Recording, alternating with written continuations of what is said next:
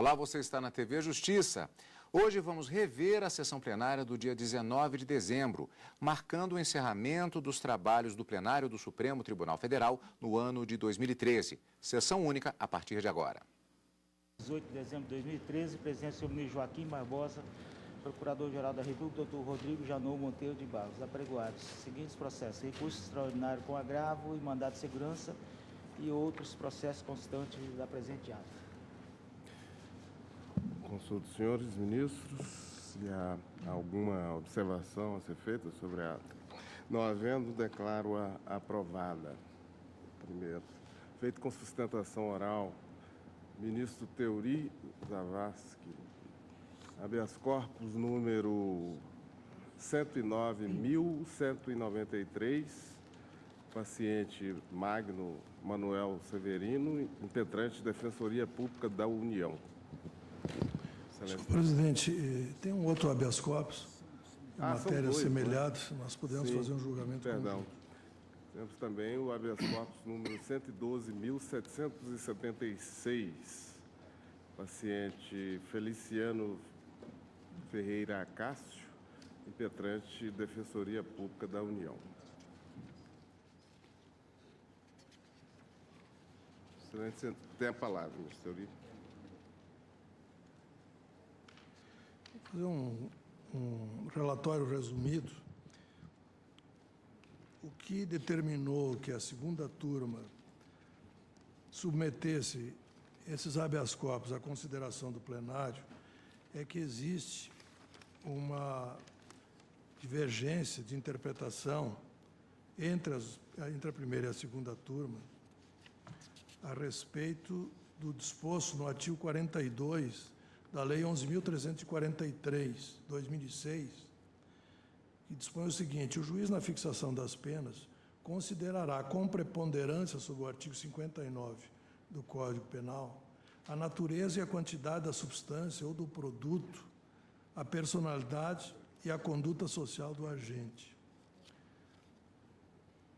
A segunda turma, a primeira turma, tem jurisprudência no sentido de que esse dispositivo pode ser aplicado tanto na primeira fase da individualização da pena, quanto na terceira fase.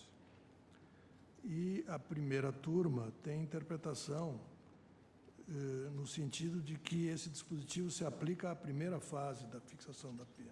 O que aconteceu nos casos em exame? No caso do habeas corpus 112.776, o juiz sentenciante considerou a natureza e a quantidade da droga simultaneamente na primeira e na terceira fase de individualização da reprimenda. E no habeas corpus 109.193, a decisão do tribunal é aplicando esse artigo 42 apenas na terceira fase. Então, essa é a questão que se considera nesse caso. Os dois habeas corpus buscam, em resumo, que se aplique apenas na primeira fase.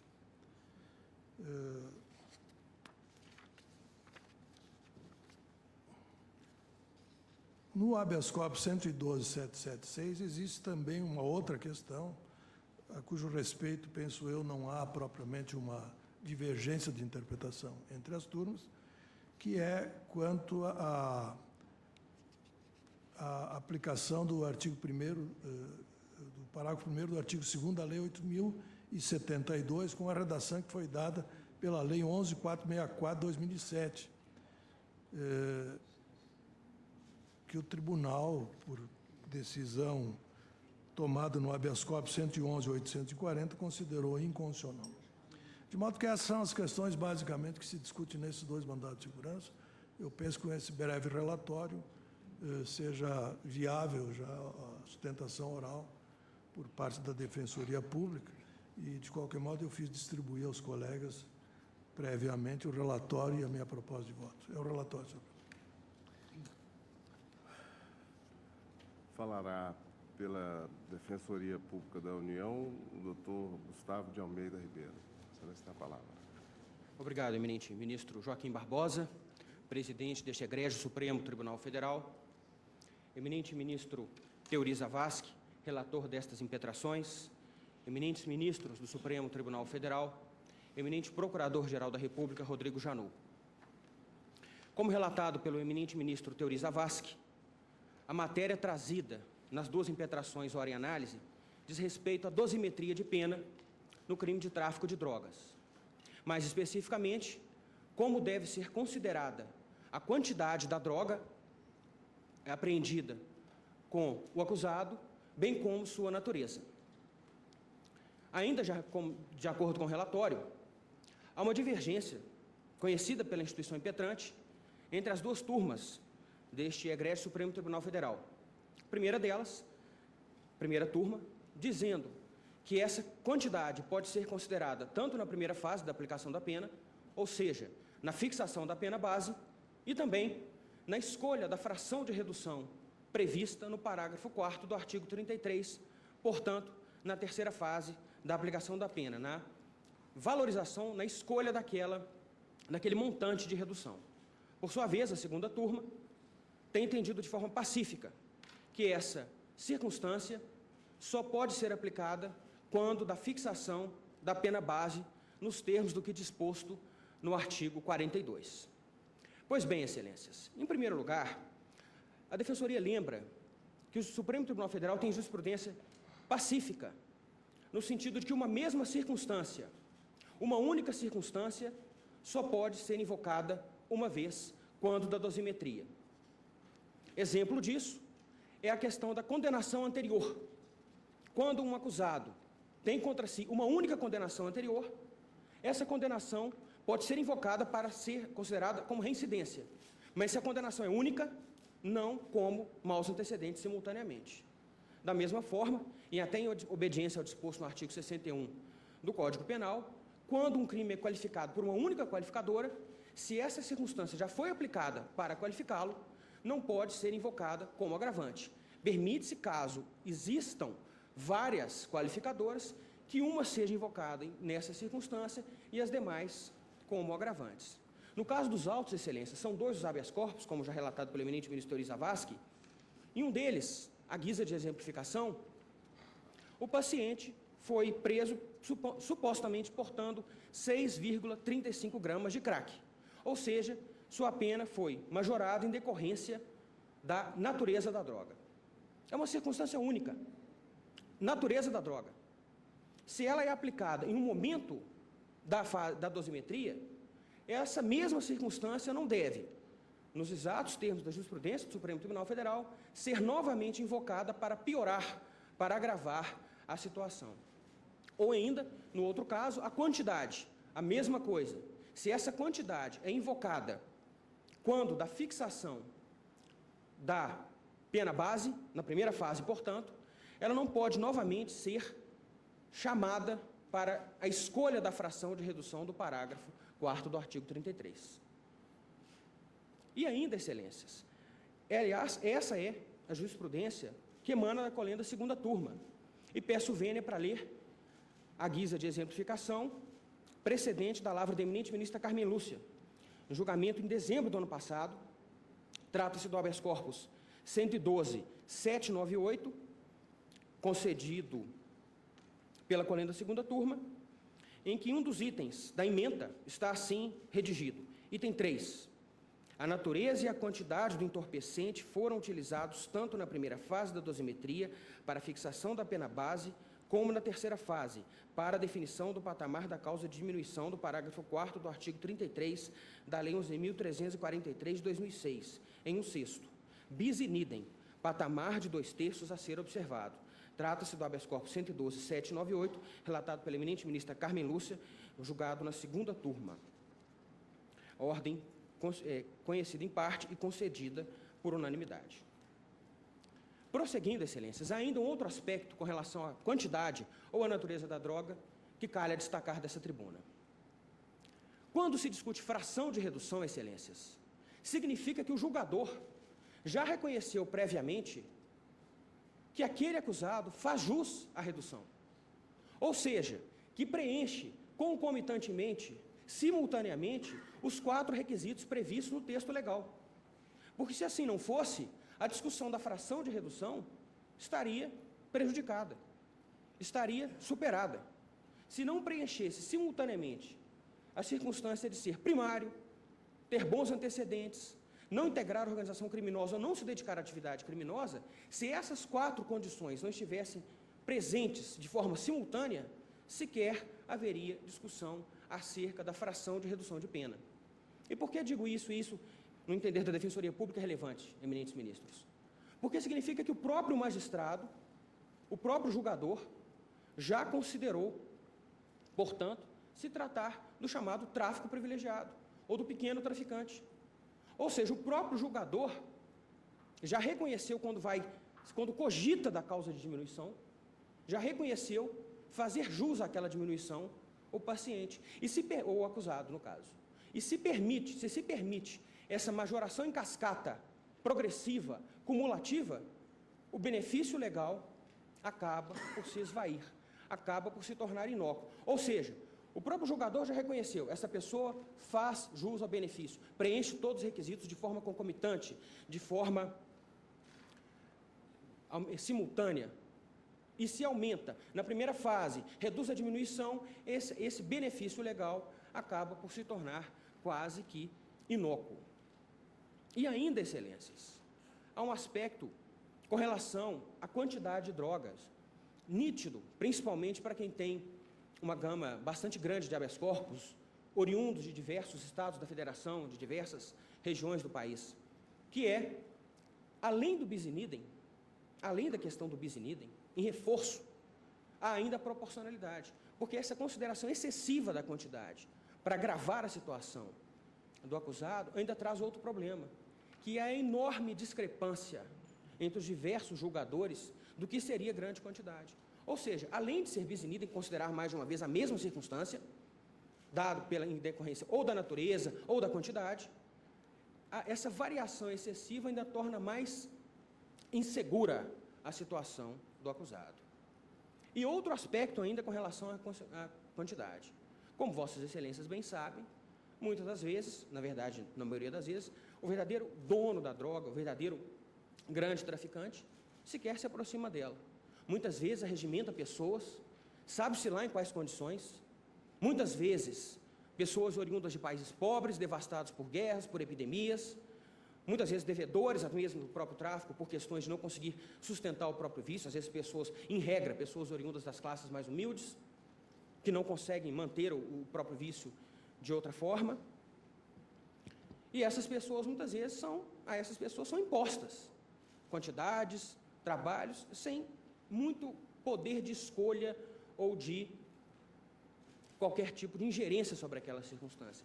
E esse argumento vem reforçar a questão de que o próprio julgador já reconheceu, quando questiona da fração de redução, que se trata do chamado tráfico privilegiado. Ou seja, ele já reconheceu que aquela pessoa não tem grande ingerência, não tem grande poder de decisão e, portanto, acaba por merecer aquele benefício. Por isso, excelências, em razão do bis in idem e também da proporcionalidade que deve haver na dosimetria de pena, que vem se somar a questão do bis in idem, a dupla valorização, a dupla consideração da mesma circunstância, é que deve ser considerada apenas uma vez a circunstância da natureza ou ainda da quantidade de droga, tal como tem feito com a lei da segunda turma do Supremo Tribunal Federal. Há ainda, excelências, também como já dito pelo eminente ministro Teoriza Vasque, uma outra circunstância que cabe trazer dessa tribuna, que diz respeito ao momento da fixação, da consideração dessa quantidade de droga. Entende a Defensoria Pública, aliás, no sentido do que tem feito a segunda turma, e invocarei aqui alguns precedentes, que deve ser considerada na primeira fase e não na terceira. Aliás, isso é o que emana do artigo 42 da Lei 11.343 de 2006. Diz o artigo 42 que na fixação o juiz considerará a natureza e a quantidade com preponderância sobre o previsto no artigo 59. E aqui, excelências, há ainda um outro aspecto. Se a quantidade e a natureza fossem causa de aumento, portanto, aptas a serem consideradas na terceira fase deveriam estar enumeradas no artigo 40. O artigo 40 traz as causas de aumento. O tráfego internacional, o tráfego interestadual, o tráfego se utilizando, por exemplo, de transporte público, entre outros. Mas se tratasse de circunstância a ser considerada na terceira fase, seria inserida como causa de aumento. Não foi, ao contrário, emana do texto legal justamente a aplicação do artigo 42, ou seja, na primeira fase. E essa é a jurisprudência da segunda turma, e peço vênia para invocar aqui alguns precedentes relatados por vários dos eminentes ministros que compõem aquele colegiado, que compuseram, e inicio por Vossa Excelência, ministro presidente. Habeas corpus 108.523, julgado em fevereiro de 2012, relator Vossa Excelência, ministro Joaquim Barbosa, em trecho da ementa está assim redigido: contudo, a fixação de um quanto de redução deve ser suficientemente fundamentada e não pode utilizar os mesmos argumentos utilizados em outras fases da dosimetria de pena. Como se sabe, a quantidade e a qualidade de droga apreendida são circunstâncias que devem ser sopesadas na primeira fase de individualização da pena, nos termos do artigo 42 da Lei 11.343 de 2006, sendo impróprio invocá-las por ocasião de escolha do fator de redução previsto no parágrafo 4º do artigo 33, sob pena de bis in idem. Também Vossa Excelência, ministro Ricardo Lewandowski, no habeas corpus 114.413, julgado em maio deste ano, proferiu voto cuja ementa do habeas corpus está assim redigida, trecho dela, o item 2.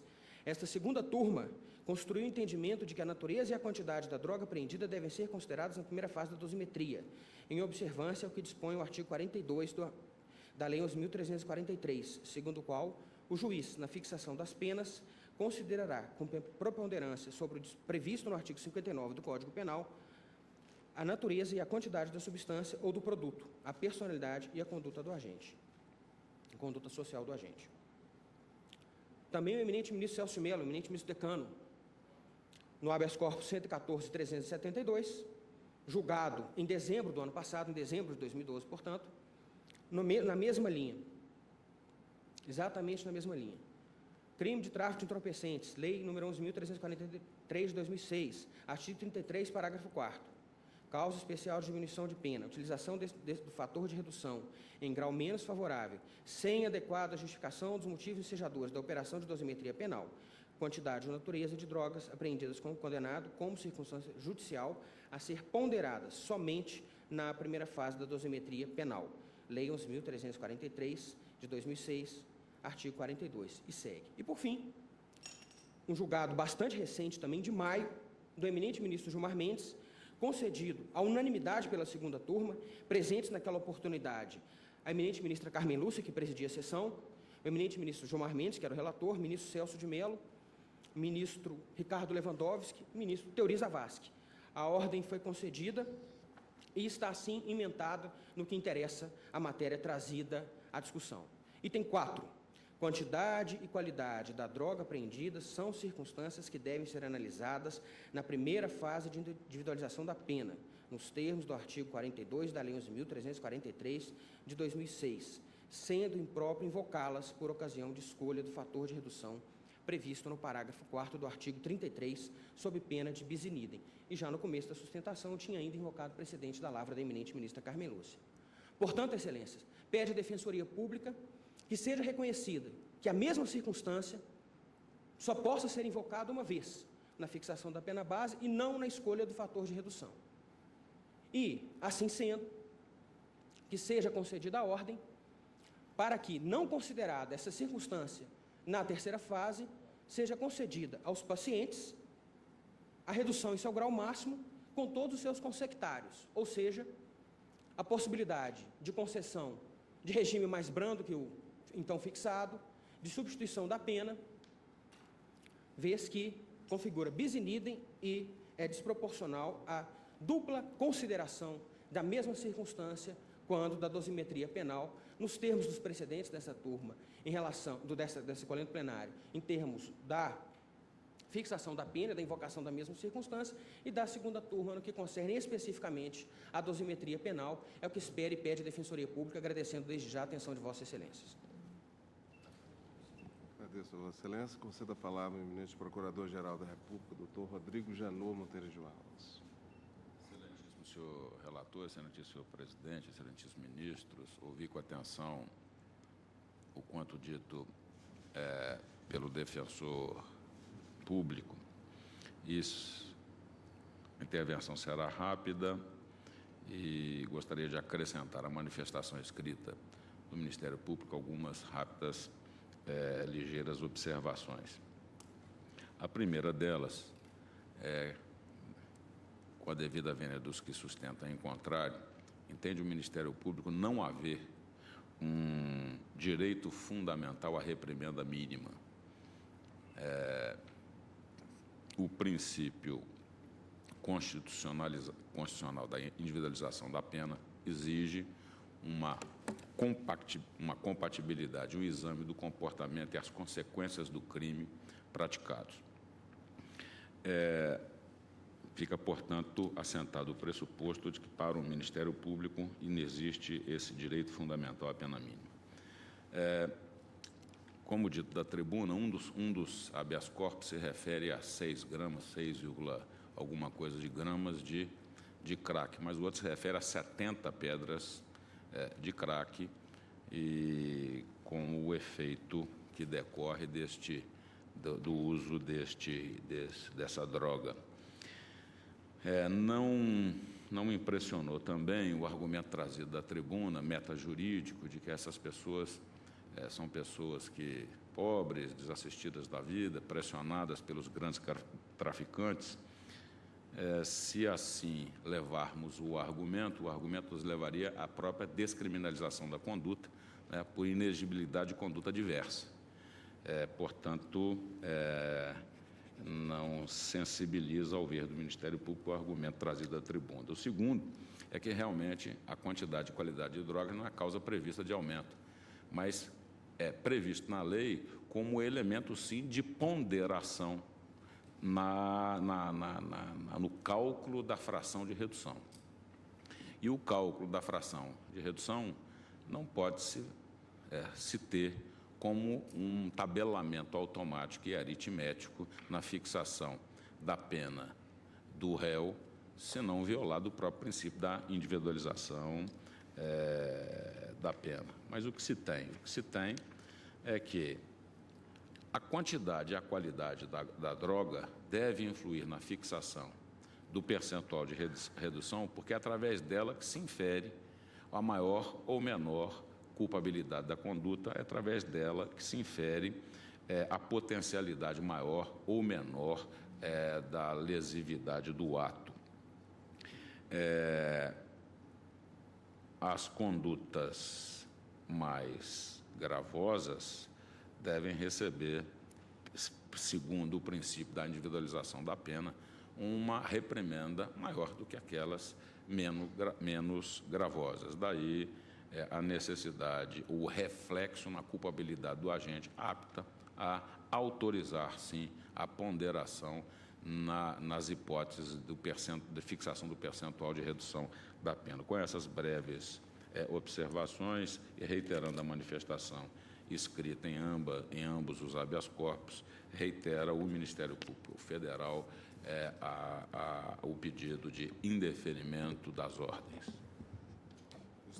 Presidente, conforme fiz ver no relatório, no habeas corpus 112.776, o juiz considerou a quantidade e a natureza da droga, tanto na primeira quanto na segunda fase, cumulativamente. E no habeas corpus 109.193, o juiz considerou apenas na terceira fase. De modo que, pela ordem lógica de prejudicialidade, eu começo com o habeas corpus 112.776, onde se discute, o cerne da questão é saber da legitimidade ou não da invocação da natureza da quantidade da droga apreendida de forma cumulativa nas duas fases, sem que isso importe em bis in idem. Digo o seguinte: o princípio do non bis in idem, como se sabe, traduz a proibição de sancionar ou punir alguém 2 vezes ou mais pelo mesmo fato, constitui, por isso, inequívoco limite ao poder punitivo do Estado, consagrado no âmbito da legislação penal internacional. A propósito, a Convenção Americana de Direitos Humanos, Pacto de São José da Costa Rica, ratificado pelo Brasil, pelo Decreto 678 de 92, acolheu o princípio do non bis in idem em contexto específico, ao estabelecer que o acusado, absolvido por sentença passada em julgado, não poderá ser submetido a novo processo pelos mesmos fatos. Está no artigo 8º, 4. A partir de uma compreensão ampliada desse princípio, não restrito à impossibilidade das persecuções penais múltiplas, desenvolveu-se uma de suas mais relevantes funções no direito penal constitucional: balizar a individualização da pena, com vistas a impedir mais de uma punição individual pelo mesmo fato em momentos diversos do sistema trifásico adotado pelo Código Penal. Daí o fundamento pelo qual não se admite, por exemplo, o reconhecimento da agravante contra a mulher grávida, previsto no artigo 61.2h do Código Penal, para aumentar a reprimenda do crime de aborto, ou que o homicídio qualificado por motivo torpe, artigo 121, parágrafo 2º, 1 do Código Penal, sofra a incidência da agravante genérica do artigo 61.2a do Código Penal, por motivos fútil ou torpe. Ainda nesse sentido, a jurisprudência dessa Corte, na linha, aliás, da súmula 241 do Superior Tribunal de Justiça, segundo a qual a reincidência penal não pode ser considerada como circunstância agravante e, simultaneamente, circunstância judicial, reconhece ilegítimo bis in idem, ou dupla valoração, quando os fatos considerados maus antecedentes embasem também o agravamento da pena pela reincidência. Eu cito nesse sentido precedentes da segunda turma, ministro Aires Brito, da ministra Ellen, do ministro Ricardo, outro da ministra Ellen, do ministro Ilmar, do ministro Joaquim, onde ficou assentado aqui no pleno que há bis in idem quando um mesmo fato for considerado mais de uma vez na dosimetria de um mesmo crime. À luz dessas premissas, é inafastável a conclusão de que há caracterização do bis in idem na hipótese em julgamento, pois o magistrado de primeiro grau fixou a pena base acima do mínimo legal, destacando, entre outras considerações, a natureza e a quantidade da droga apreendida. E na terceira etapa da dosimetria, ou seja, no exame do parágrafo 4º do artigo 33 da Lei de Drogas, invocou essas mesmas circunstâncias para estabelecer a redução da fração de 1/4. Essa dupla valoração negativa de um mesmo fato, como circunstância judicial desfavorável e critério para a fixação do quanto da diminuição da pena, não tem sustento no direito, no meu entender. Na linha dessa orientação, os seguintes julgados da segunda turma que eu cito aqui. Num deles, da ministra Carmen, que diz que o fundamento relativo à natureza e à quantidade entorpecente foi utilizado tanto na primeira fase da dosimetria para a fixação da pena base, como na terceira fase para a definição do patamar de causa de diminuição, bis in idem. Importante registrar, todavia, que esse entendimento não é incompatível, e aí já é a questão do outro habeas corpus, não é incompatível com a opção do juiz de fixar, de invocar a natureza e a quantidade da droga apreendida, não para fixar a pena base, primeira fase, mas para efeito de redução previsto na lei de drogas, ou seja, para a terceira fase. Nesses casos não haverá bis in idem. Em outras palavras, embora o artigo 42 refira a lei estabelecer que o juiz, na fixação da pena, considerará com preponderância, sob o artigo 59 do Código Penal, a natureza e a quantidade da substância do produto, a personalidade e a conduta social do agente, nada impede que determinadas circunstâncias, por exemplo, a quantidade de droga apreendida, possa ser considerada alternativamente, ou para a fixação da pena base, ou para a redução da fração a ser imposta na última fase. Esse critério, além de afastar ocorrência do bis in idem, prestigia o princípio da individualização da pena, possibilitando um sancionamento mais adequado e condizente com a realidade processual. Merece acolhida no ponto pedido para determinar ao juiz competente que proceda a nova dosimetria da pena nos termos dessa fundamentação. Essa questão de ser possível apenas na terceira fase, como eu disse, é objeto do segundo habeas corpus, eu me deterei com mais vagar logo em seguida. Também, como fiz ver no relatório, nesse habeas corpus, a minha proposta seria, então, quanto a esse ponto, de conceder a ordem para esse efeito, para que o juiz proceda a nova dosimetria nos termos dessa fundamentação, evitando o bis in idem. Mas tem aqui, nesse habeas corpus, e como nós estamos fazendo o julgamento do próprio habeas corpus, algumas outras questões que fogem dessa especificamente, que é quanto ao regime prisional, o magistrado sentenciante fixou o regime inicial fechado com base apenas na vedação prevista na Lei 8.072.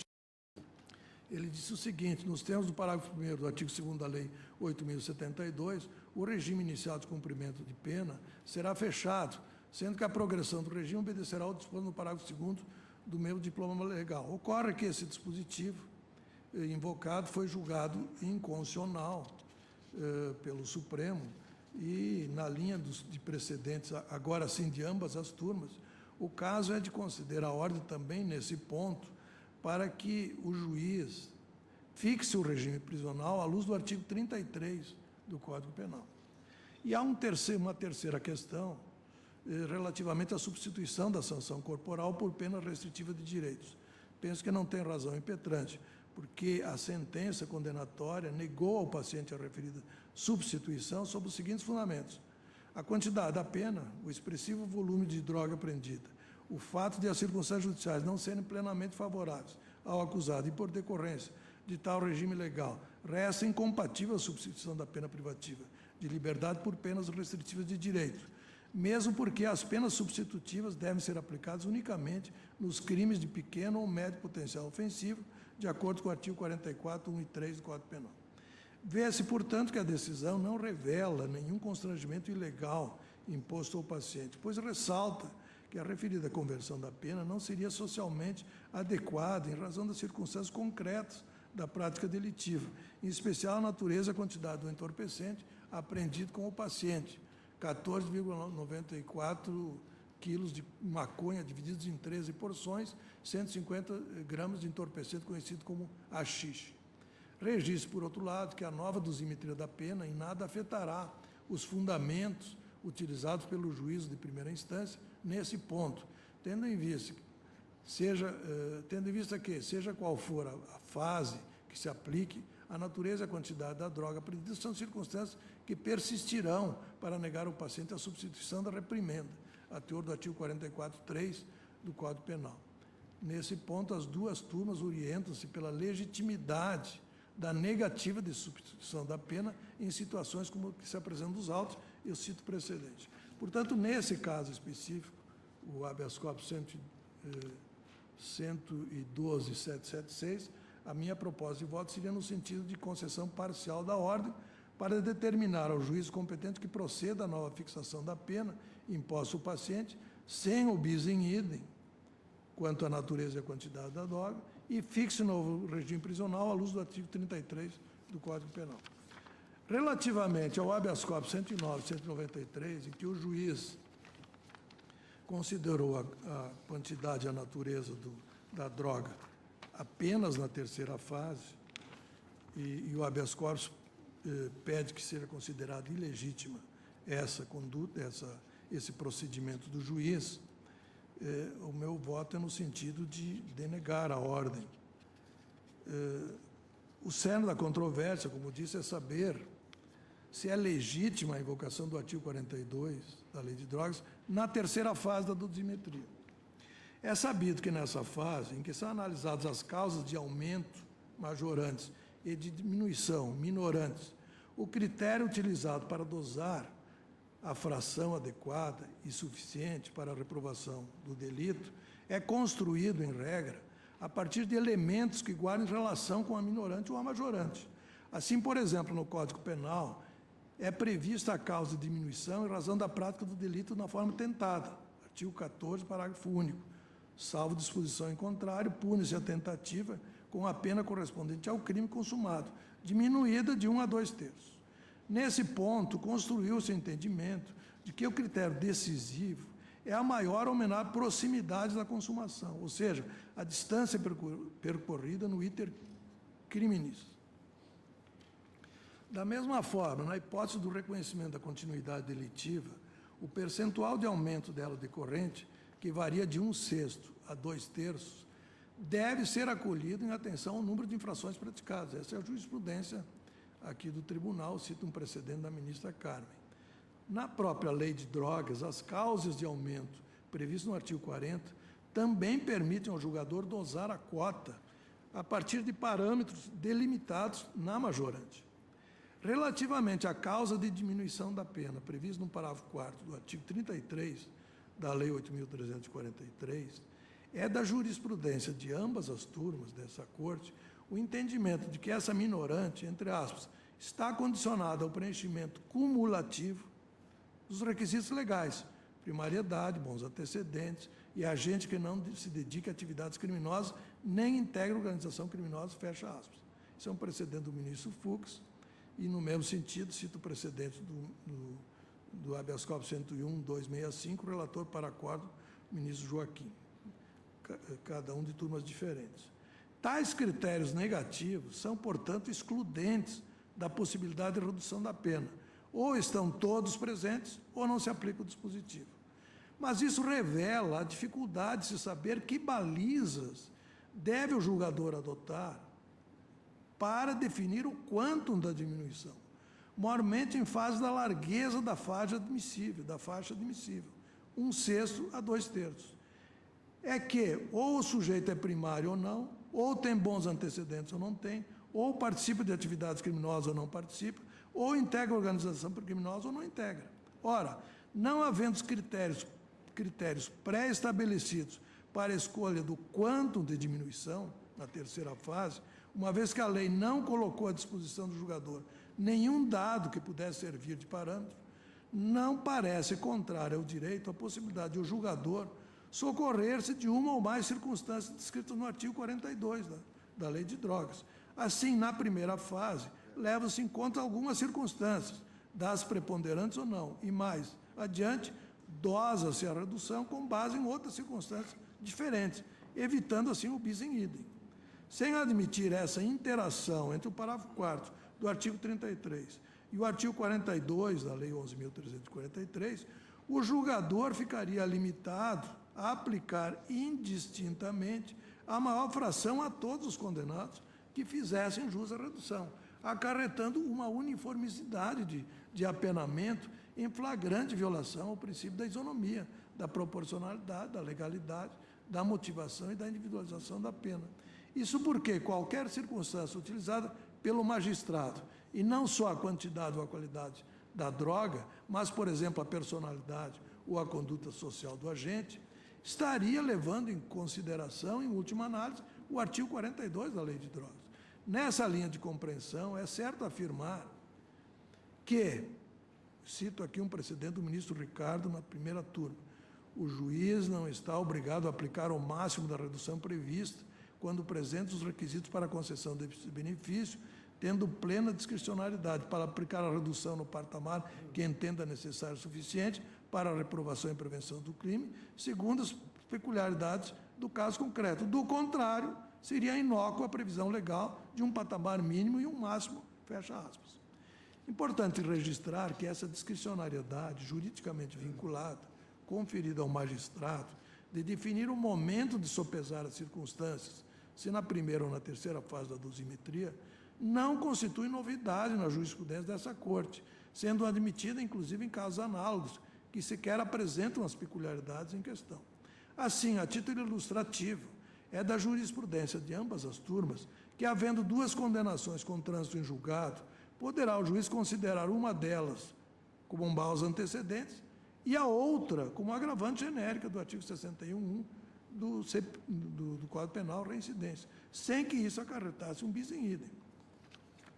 Claro que não é a mesma condenação, são condenações diferentes, mas a condenação pode ser considerada tanto na primeira quanto na terceira fase, embora não cumulativamente. Lê-se com efeito em doutrina especializada que, entre aspas, o legislador não estipulou quais seriam os critérios, apenas mencionando o dever do magistrado de reduzir de 1/6 a 2/3. Cremos que, como sempre, deve o julgador pautar-se pelos mesmos elementos do artigo 59 do Código Penal, com a especial atenção lançada pelo artigo 42 dessa lei.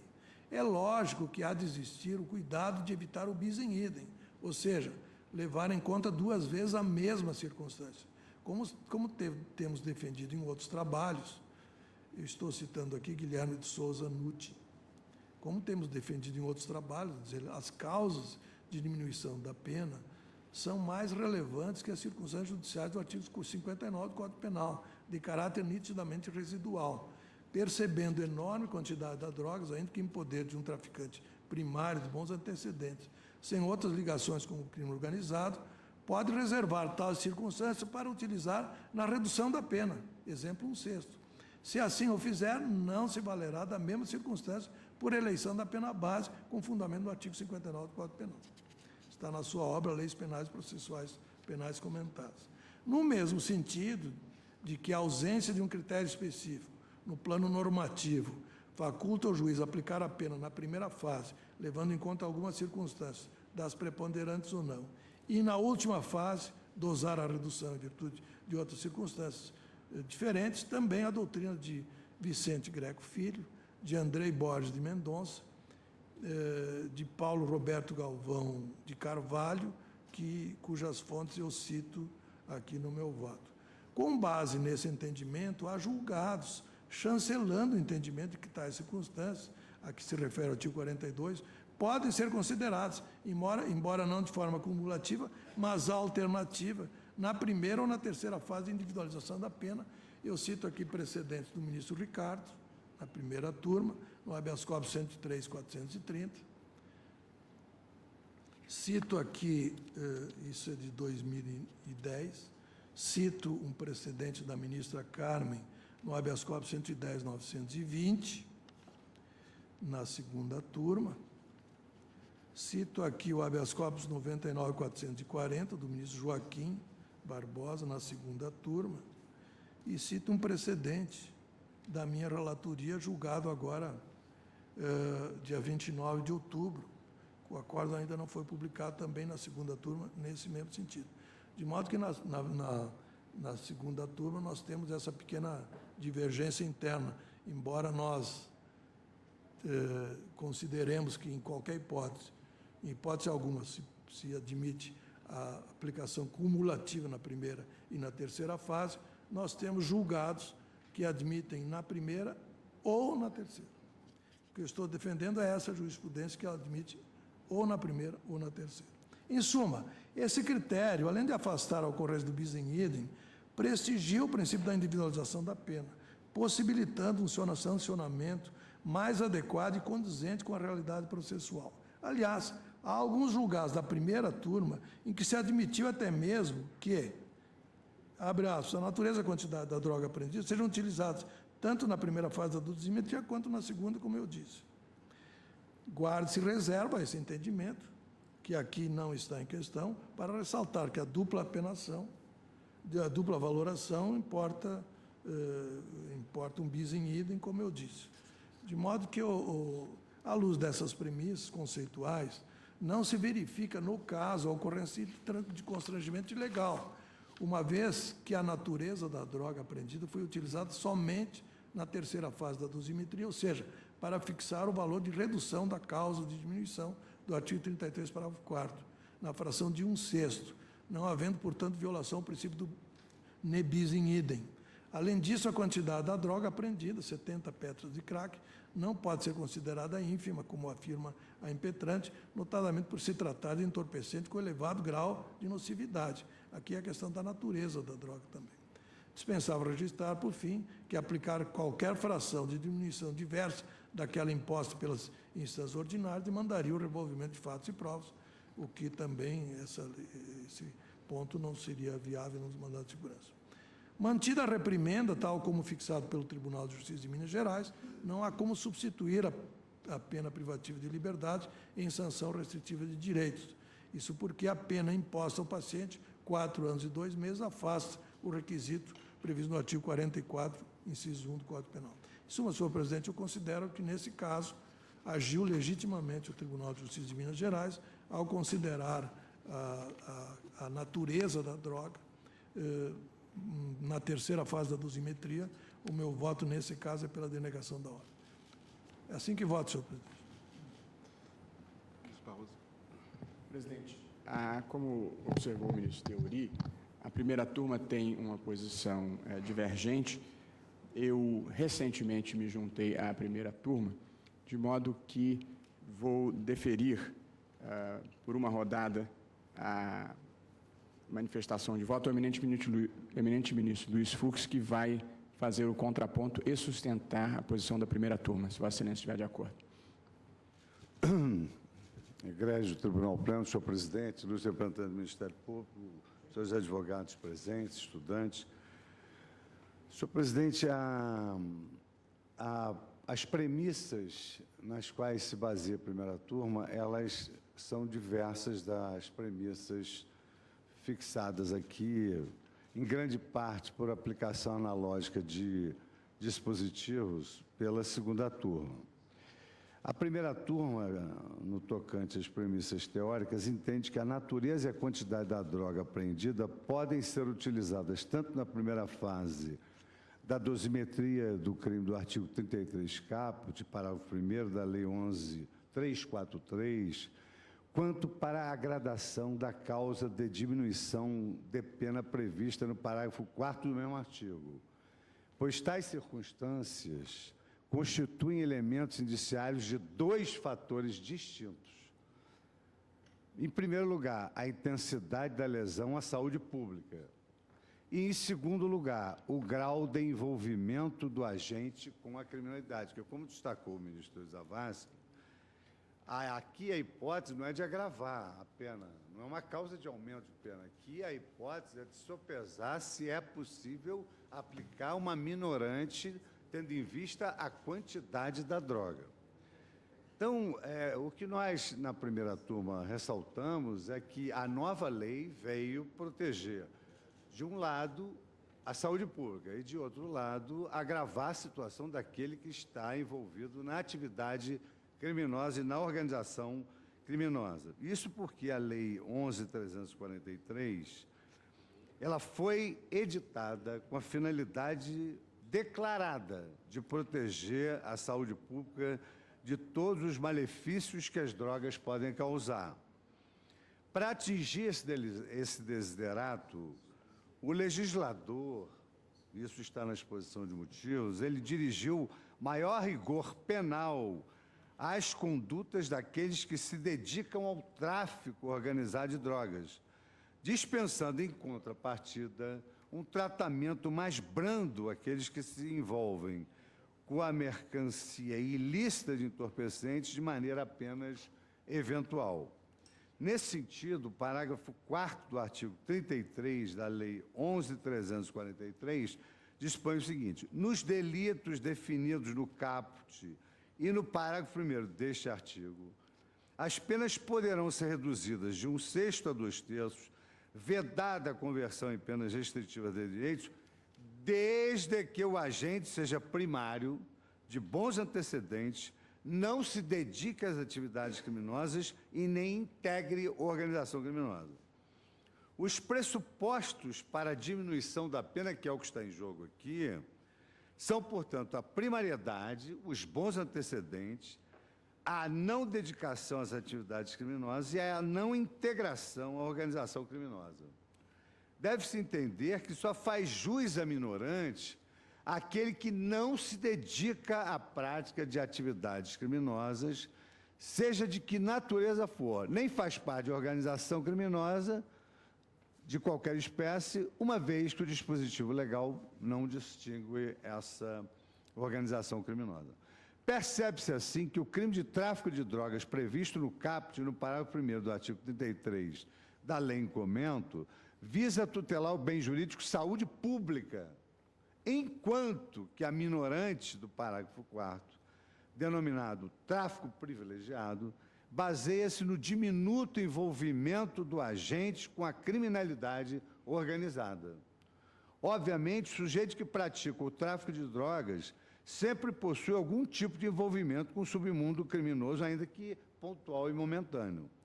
Nesse contexto, há que se eleger parâmetros para atender ao princípio constitucional da individualização da pena, como mencionou o eminente Procurador-Geral da República, tanto com vistas a avaliar o grau de lesão à saúde pública, quanto no afã de mensurar o grau de dedicação do criminoso ao tráfico de drogas. Então, são duas razões de ser completamente diferentes. Essa que manda considerar a preponderância da quantidade e a natureza da droga para fixar a pena, e a outra razão de ser do parágrafo primeiro é que só se concede a minorante se não houver esse envolvimento com organização criminosa. O artigo 42 da lei elege a natureza e a quantidade da substância ou do produto com balizas para a atividade do magistrado na primeira fase da dosimetria, precisamente por serem fatores aptos a definir o tamanho do impacto, ainda que potencial, que o fato delituoso é capaz de causar ao bem jurídico tutelado, que é a saúde pública. Ouvidou-se o legislador, no entanto, quanto aos critérios para determinar a dimensão do envolvimento do agente com o tráfico organizado. O tema é sensível não apenas por ser de rigor o afastamento da minorante do artigo 33, parágrafo 4º da Lei de Regência, quando comprovada a dedicação do agente às atividades criminosas, mas também devido à escala de diminuição da pena prevista nesse dispositivo, que varia de 1/6 a 2/3. A realidade prática dos órgãos de persecução penal é particularmente ingrata, dada a notória dificuldade de definir, no caso concreto, a posição ocupada na hierarquia do tráfico por determinado sujeito. Vale notar que o tráfico de drogas é atividade praticada em contexto de subjugação de comunidades inteiras, nas quais valem apenas duas leis, a lei do silêncio e a lei do mais forte. Não é tarefa simples caracterizar a maior ou menor autonomia perante as organizações criminosas de alguém flagrado praticando uma das condutas previstas no Tipo Penal: vender, expor à venda, ter em depósito, transportar, guardar, entregar ou fornecer a droga, dentre outros. Dentre os poucos critérios objetivos para auxiliar o juiz nessa tarefa, figura indubitavelmente a natureza e a quantidade da droga. Com efeito, pode-se dizer com relativa segurança que o indivíduo em cuja residência são encontrados milhares de invólucros contendo cocaína é alguém que se dedica à mercancia dessa substância entorpecente. Com isso, torna-se imperioso o afastamento da causa de diminuição de pena denominado tráfico privilegiado, sem prejuízo de um montante da droga apreendida servir também como forma de mensurar a ofensa gerada à saúde pública. São coisas completamente diferentes. Em outras palavras, a natureza e a quantidade da droga apreendida podem constituir o amparo probatório do afastamento e da gradação da minorante prevista no artigo 33, parágrafo 4º da Lei de Drogas. É que na seara do direito processual penal, o princípio do favor rei não inibe a possibilidade de utilização de presunções homines ou facti por parte do magistrado para decidir questões relevantes para o exercício do ius puniendi. E tanto procede essa afirmação que o Código de Processo Penal, ele admite, num texto próprio, que nós já utilizamos aqui várias vezes, a prova indiciária, sem que haja o tarifamento de provas no Código de Processo Penal. E aqui eu trago sobre essa necessidade de se buscar esses indícios para verificar se o paciente é dedicado ou não às atividades criminosas, as lições de Giovanni Leone sobre essas presunções. Assim como a quantidade e a natureza da droga apreendida podem indicar que o agente se dedica às atividades criminosas, ou seja, que ele se empenha exclusivamente nessa espúria tarefa, afastando de plano a figura do tráfico privilegiado, então, sem aplicação da minorante, esses fatores também revelam o quão ocasional é o tráfico de drogas na vida do condenado, que, malgrado não se dedique ao crime nem integre organização criminosa, lamentavelmente optou por se envolver com esse tipo de delito. Dentre os traficantes não profissionais, há uns mais e outros menos devotados a essa atividade, circunstância que pode e deve orientar o estabelecimento da fração de diminuição da pena na escala legalmente prevista de 1/6 a 2/3. Aliás, eu chamo a atenção para uma situação que gerará uma perplexidade. Nós vamos fixar uma pena e os 2/3 serão obrigatoriamente, figurarão obrigatoriamente como causa minorante. Nesse sentido, não é possível alegar bis in idem, visto que, em verdade, o que eleva a pena base é a intensidade da lesão à saúde pública, enquanto que a causa de diminuição, não está se falando aqui de causa de aumento de pena, não, enquanto que a causa de diminuição, ela é concedida em fração menos graciosa, dado o maior grau de envolvimento do réu com a criminalidade organizada ou a sua maior devoção à atividade criminosa. A natureza e a quantidade de droga servem, em ambos os casos, apenas como elemento indiciário de que se vale o juiz para formar o seu livre convencimento motivado, exigível pelos artigos 155 do Código de Processo Penal e 93(9) da Constituição Federal. Então, por essa razão, eu denego ambas as ordens, muito embora no segundo... Se nos concede menor extensão. Acompanha, portanto, o relator. Concede, no caso, em menor extensão. Não, na verdade, eu não adoro, eu admito essa acumulação de apreciação da quantidade da droga. Eu acompanho bastante só no último, porque é uma conclusão inequívoca. Um deles... É o último. Tem assim, no último, Vossa Excelência acompanha quando foi fixado na terceira. Vossa Excelência entendeu. Onde eu denego. Mas tem no 70, primeiro habeas corpus, eu concedi... Mas a nossa tese não compromete com... Eu concedi em maior extensão. Vossa Excelência concede em menor extensão. No caso do regime prisional.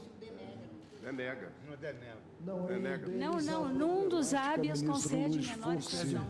A problemática da fixação do regime de cumprimento da pena, no que não se observou o parágrafo 3º do artigo 33 do Código Penal. E nós temos observado na turma esse parágrafo. Então, no 112, 776, eu penso que Vossa Excelência concede parcialmente. Isso. Em menor extensão que o Ministério... É verdade, é verdade.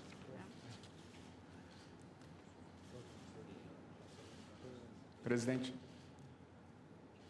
devo seguir? Posso votar? Presidente, eu portanto, achei próprio ouvirmos primeiro o voto do ministro Luiz Fux, porque eu tinha conhecimento que a posição dele era distinta e é a posição que tem prevalecido na primeira turma, inclusive com o meu voto, porque eu não intentei modificar essa jurisprudência. No entanto, vindo este processo a plenário, eu fiz novas reflexões sobre a matéria e gostaria de declinar, muito brevemente, a minha pré-compreensão sobre esta questão que envolve a questão da política de drogas no país de uma maneira geral, especialmente pela minha constatação de que boa parte dos processos em que há condenação se refere à droga maconha. E, portanto, eu partilho as seguintes reflexões que integram a minha pré-compreensão. Eu não vou entrar na discussão sobre os malefícios maiores ou menores que a maconha efetivamente cause. Mas é fora de dúvida que esta é uma droga que não torna as pessoas antissociais. E diante do volume de processos que nós recebemos, eu cheguei à constatação que me preocupa, de que boa parte das pessoas que cumprem pena nos presídios brasileiros por tráfico de drogas são pessoas pobres que foram enquadradas como traficantes por portarem quantidades que caracterizavam tráfico, mas não eram significantes de maconha.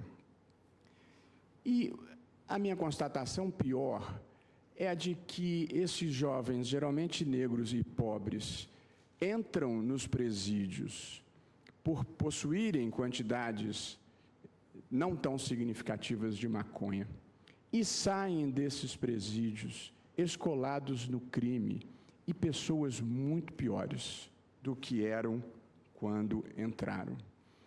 E é por esta razão que, em relação à maconha, sobre esse tópico que eu estou falando, penso que o debate público sobre a descriminalização é menos discutir acerca de uma opção filosófica e mais a circunstância de se fazer uma escolha pragmática.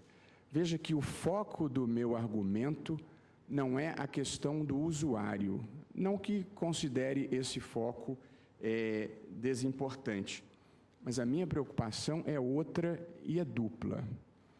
A primeira é reduzir o poder que a criminalização dá ao tráfico e aos seus barões nas comunidades mais pobres do país e especialmente na minha cidade de origem, o Rio de Janeiro. A criminalização fomenta o submundo, dá poder político e econômico a esses barões do tráfico que oprimem essas comunidades porque eles conseguem oferecer utilidades e remuneração maiores do que o Estado e o setor privado em geral. Portanto, o meu primeiro questionamento diz respeito ao poder do tráfico e meu segundo questionamento diz respeito à conveniência de uma política pública que manda para a penitenciária jovens, geralmente primários e de bons antecedentes, que saem dessa penitenciária pós-graduados em criminalidade.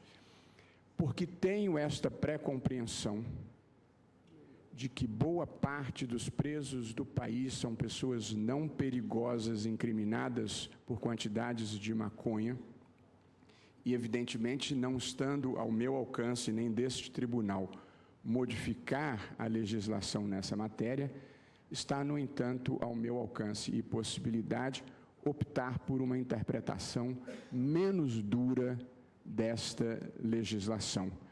De modo que, por estas razões, que são razões metajurídicas, razões que formam o modo como eu penso e vejo esta questão da droga e da política criminal, eu estou reajustando a posição que anteriormente mantinha na turma e aderindo à posição que foi aqui defendida pelo ministro Teori Zavascki. Portanto, eu voto com o relator.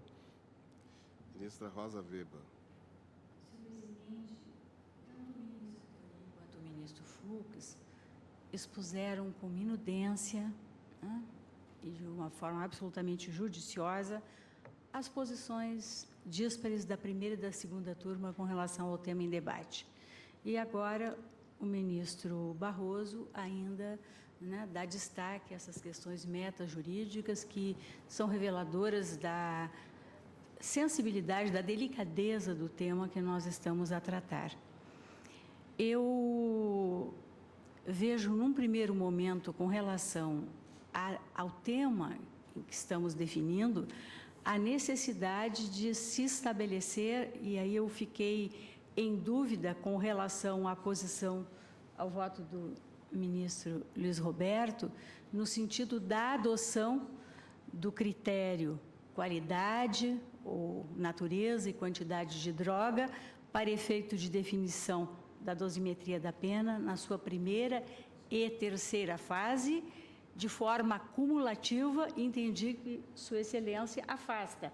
Mas a alternativa do ministro Teori que tem que ser ou na primeira fase ou na terceira. Ou na terceira fase. Pode ser na terceira fase. Eu até preferencialmente adotaria na terceira fase, mas haveria um problema de texto para fazer isso. De modo que, na aplicação do 33, ministra Rosa, ainda subsistem como critérios para valorar a minorante a questão de pertencer à organização criminosa ou se dedicar a atividades criminosas. Mas a natureza e a quantidade não poderiam ser critérios na terceira fase. Senhor presidente, obrigada, ministro Luiz Roberto. Eu adoto e sigo a orientação da primeira turma porque me convenci de que não há o fenômeno do bis in idem. Na verdade, uma coisa, com todo respeito, é considerar a natureza e a quantidade da droga para efeito de fixação da pena base como circunstância judicial e obedecendo o artigo 42 da Lei 11.343, né, que é expresso quando diz: o juiz, na fixação das penas, considerará com preponderância sobre o previsto no artigo 59 do Código Penal a natureza e a quantidade da substância ou do produto, né, e depois a personalidade e a conduta social do agente.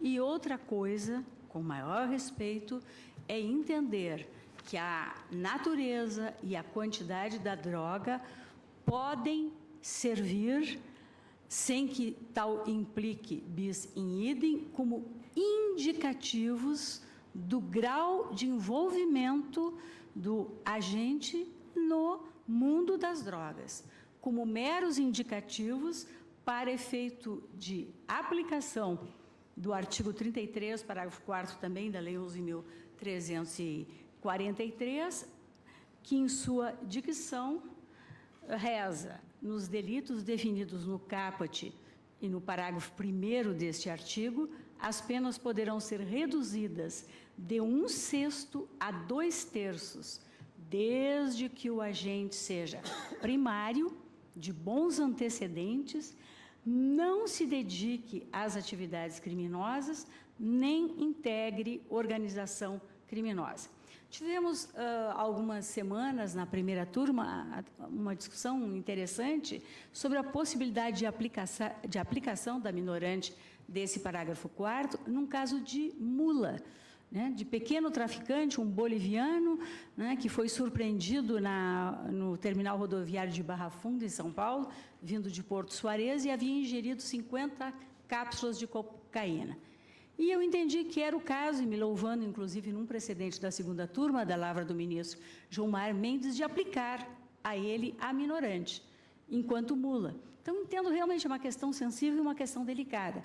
Agora, com todo respeito, entender pela inviabilidade de considerar a natureza das drogas e a quantidade apreendida como indicativos do grau de envolvimento em atividades criminosas ou de eventual integração em organização criminosa diante desse espectro fixado pelo próprio legislador, que autoriza a fixação, que comanda a diminuição da pena, numa fração que vai de 1/6 a 2/3, o próprio ministro Theory, quando invoca a doutrina de Nutt, se bem me recordo, ainda faz essas ponderações. De fato, a própria lei, o texto legal, atribui ao juiz uma discricionariedade, como ele vai fixar, como ele vai definir, né, a minorante, qual a fração a ser utilizada, como o juiz vai definir o grau de dedicação a atividades criminosas. Não poderá considerar uma enorme quantidade de drogas, como bem destacou, a meu juízo, o ministro Fux, para esse efeito? Isso significa considerar 2 vezes o mesmo fato para punir? Isso sim. A meu juízo, a dupla consideração de um mesmo fato para a aplicação da pena, sem dúvida, seria um bis in idem, mas aqui não é.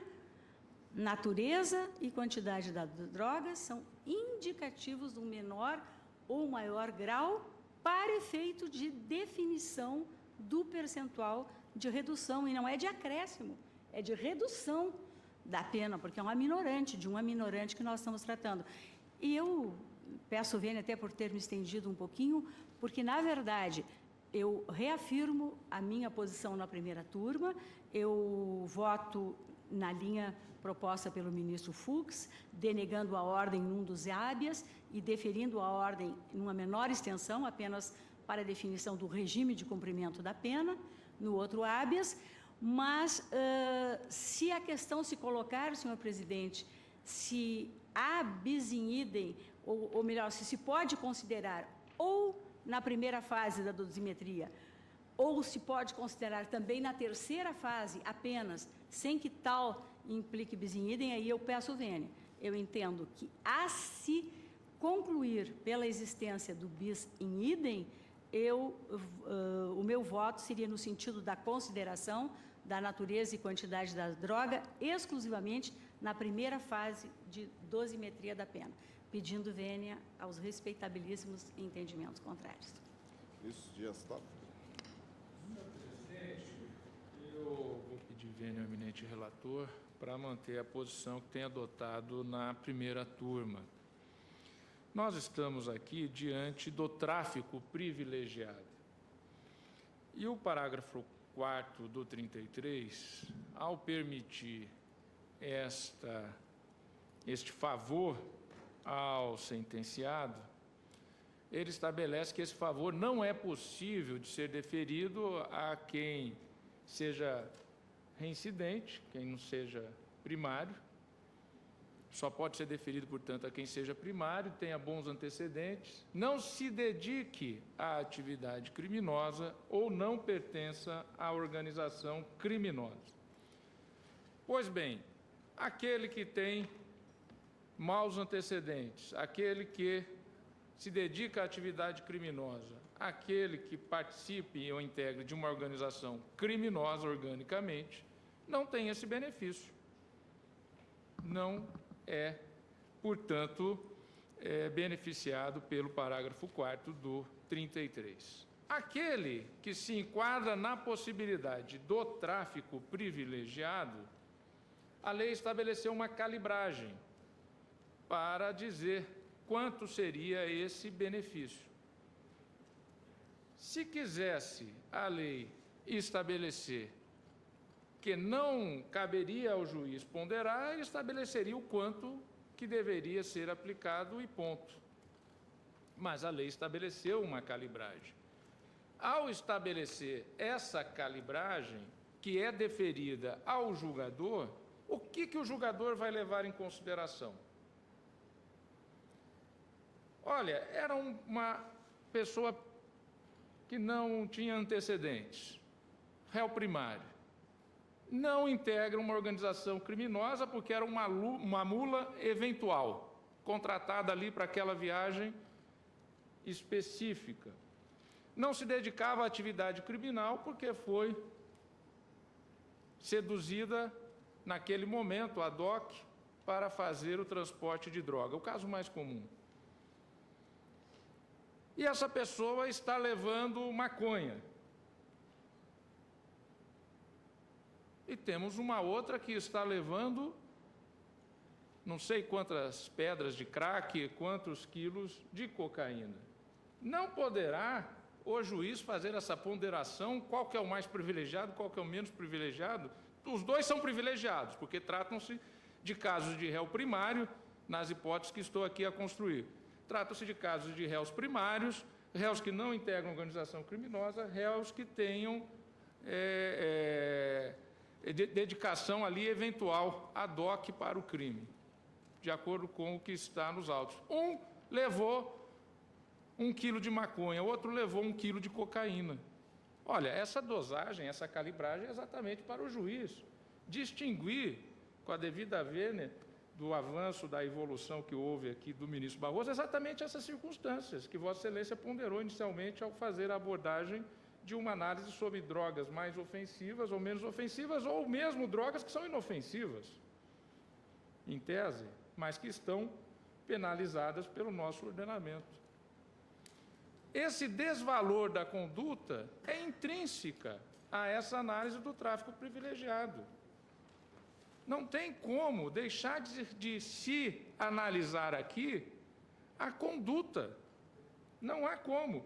Tanto que, quando a pena base é fixada no mínimo legal, o que ocorre com o tráfico privilegiado? ele é estabelecido no seu grau máximo. Exatamente, quando a pena base não é estabelecida no seu mínimo legal, é que aí se discute a possibilidade de não haver a calibragem menor do que o grau máximo. Tanto que na turma, quando a pena base ela é no mínimo legal, geralmente nós concedemos o habeas corpus, porque se é tráfico privilegiado, não houve nenhuma circunstância que levasse à elevação da pena base, por que não se concedeu, então, no maior grau possível, o tráfico privilegiado? Eu penso que aqui, no caso, não se está aplicando o mesmo fato para se estabelecer penas. Está se analisando o mesmo fato em relação ao grau de privilégio, e esse grau de privilégio tem que levar em consideração a realidade, o caso concreto.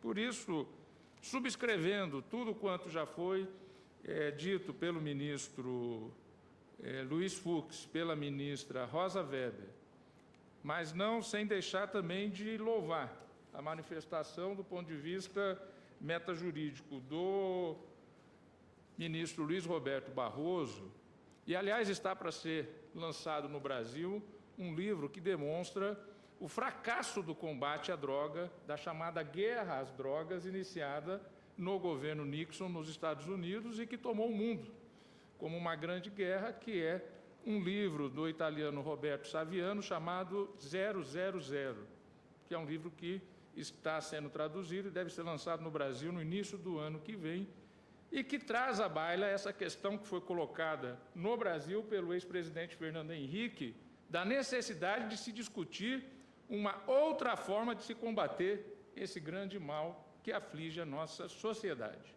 Eu acompanho a divergência. Ministra Carmen. Presidente, eu ouvi com muita atenção todas as ponderações e vou pedir vênia aos ministros que divergem do relator para manter minha posição exatamente como foi explanado, e muito bem explanado, tal como foi feito também pela divergência pelo ministro Teori Zavascki. Tenho para mim que a consideração de um mesmo critério em duas fases, na fase da fixação da pena base e, posteriormente, mesmo como disse a ministra Rosa Weber, para efeito de minorante, caracteriza, de toda forma, a utilização de um único dado para a apenação e, portanto, neste caso, se tem exatamente o que, na minha compreensão, caracteriza o bis in idem. Essa é a razão pela qual, senhor presidente, eu peço vênias à divergência, mas acompanho o ministro Teori apenas acentuando o que foi acentuado no voto de sua excelência, que no caso do habeas corpus 112.776, que foi o primeiro deles, em que há a concessão parcial pelo relator, que eu estou acompanhando, e só chamando a atenção que o pedido é mais extenso, porque pede também que o juiz faça a substituição da pena privativa de liberdade por restritiva de direito, que é a parte que não está sendo aqui concedida, ou seja, fixa-se o bis in idem no voto do ministro relator, que eu estou acompanhando, e por isso determina-se que seja fixado uma nova pena com este afastamento e, a partir daí, um novo regime prisional. O que não se está concedendo é o que se refere rigorosamente à questão da substituição por restritiva de direito, e é exatamente nesse sentido que voto. No outro caso, como foi utilizado pelo Tribunal de Minas na terceira fase, a denegação da ordem por inexistência de legalidade ou constrangimento, e é neste sentido que voto, mais uma vez, reiterando, ter considerado do melhor valor os fundamentos apresentados pela divergência, especialmente na palavra do ministro Fux e com os acréscimos da ministra Rosa Weber e do ministro Dias Toffoli. Como voto, senhor presidente? Ministro Ricardo Lewandowski. Senhor presidente, eu peço vênia à divergência e reafirmo a posição que tenho tomado na primeira turma, que é de acompanhar integralmente. Na segunda turma, eu participei honrosamente da primeira, ainda me sinto emocionalmente vinculado à primeira, pelo tempo que passei lá, mas, de fato, é a posição que eu tenho afirmado e reafirmado na segunda turma, exatamente essa perfilhada pelo eminente relator ministro Teori Zavascki, qual seja a de que a natureza e a quantidade da substância entorpecente pode ser empregada pelo magistrado na dosimetria, tanto na primeira quanto na segunda turma, na terceira fase. O que não é possível é que ele aplique esse critério em duplicidade, sob pena de incorrer em vedado bis in idem. E, no mais, eu estou inteiramente de acordo com as conclusões do relator, portanto, acompanho integralmente em ambos os casos. Ministro Gilmar Mendes. Presidente, pedindo vênia, acompanhe o ministro Teori. Ministro Marco Aurélio. Presidente, faço duas observações.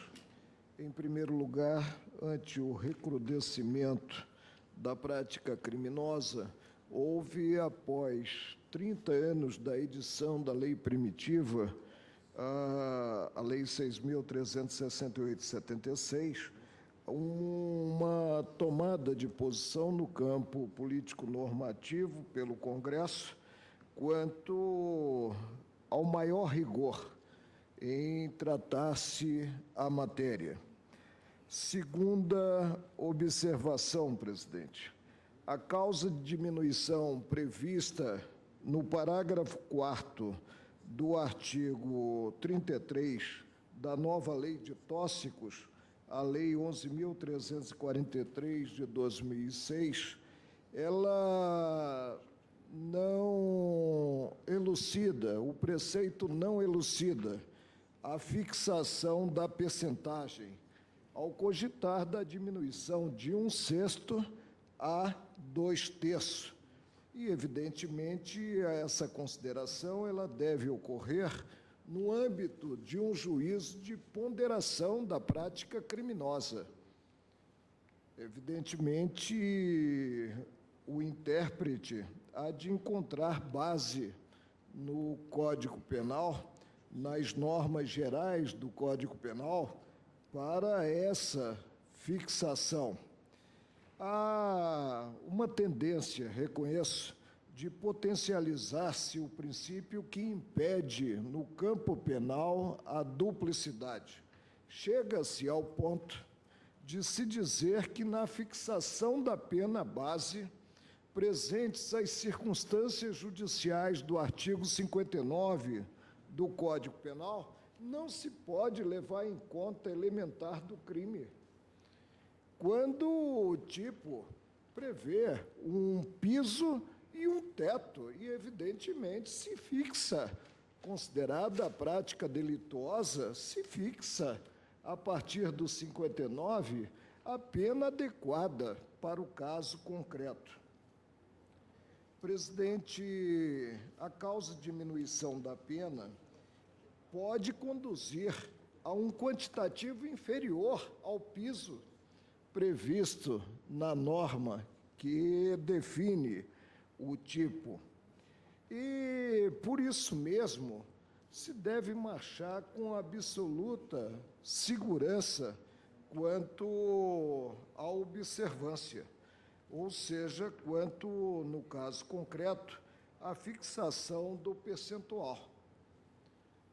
A fixação desse percentual, e eu não veria outro critério a considerar-se, há de levar em conta as circunstâncias judiciais, há de levar em conta a motivação, as circunstâncias da prática criminosa, as consequências da prática criminosa, sem que se possa falar em duplicidade no que se considerou antes, na primeira fase de fixação da pena base, a mesma circunstância, não há duplicidade. É o único critério que surge na interpretação sistemática dos diversos dispositivos envolvidos na espécie. Por isso é que tenho ressaltado na turma que não cabe cogitar de ilegalidade, se pode cogitar de critério alusivo ao justo ou ao injusto. Não cabe se cogitar de ilegalidade, quer no que se considera na fixação da pena base em termos de circunstâncias judiciais elementar do crime, quer quando, fixada a pena base, se parte para a consideração do parágrafo 3º do 33, da causa de diminuição, e se estipula uma percentagem. No tocante ao habeas 112.776, creio que todos nós estamos de acordo quanto ao regime de cumprimento, que é norteado pelo parágrafo 3º do artigo 33 do Código Penal, ou seja, pelas circunstâncias judiciais. E aí não se diz que há sobreposição no que as mesmas circunstâncias foram tomadas em consideração para fixar-se a pena base. Não se cogita de duplicidade. Também não cogito, reafirmo, quanto à consideração do 59 relativamente à causa de diminuição do parágrafo 3º do artigo 33. Então, relativamente ao 112.776 e em relação ao 109.193, eu acompanho o voto proferido, a primeira divergência, ante a sessão da oportunidade de votar em primeiro lugar pelo ministro Luiz Roberto Barroso, né? Acompanho o voto proferido pelo ministro Luiz Fux. Implemento a ordem parcialmente em menor extensão no 112.776 e a indefiro no 109.193. É como voto. Eu acompanho o ministro Theory, o relator, proclamo o resultado. No habeas corpus 109.193, ministro Theory, a denegação, não é? Por unanimidade. Por unanimidade. Já no habeas corpus 112.776, foi concedida em parte a ordem, vencidos os ministros Rosa Weber, Luiz Fux e Dias Toffoli, que a concedia em menor extensão. E Marco Aurélio. E Marco Aurélio também, né? Em parte. Sim.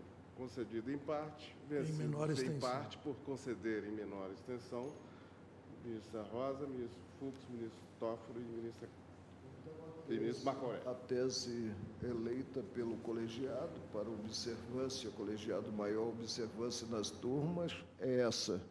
Quanto à causa de diminuição, prevista no 33, parágrafo 4º da Lei de Tóxicos, não se pode considerar elemento já tomado de empréstimo na fixação da pena base. Sob pena de desembolso. E também, salvo engano, não é, ministro Theory, Vossa Excelência tem assentado que a quantidade, a natureza da droga pode ser considerada tanto na primeira quanto na terceira fase. Desde que não simultaneamente. Desde que não haja, não seja considerado em duplicidade. O juiz tira um para o ímpar, né? Ministro Lewandowski. Ele escolhe. Fundamentadamente. Ministro Lewandowski. Pois não.